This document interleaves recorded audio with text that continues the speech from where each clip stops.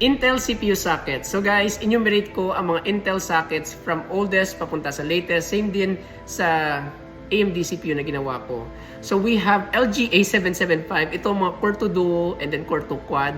And then we have your first generation na i7 LG A1366.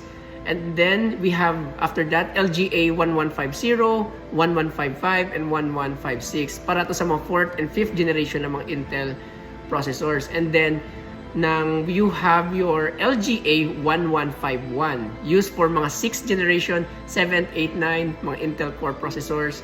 And then you also have ng LG A2066 para to sa mga server grade X series na processor.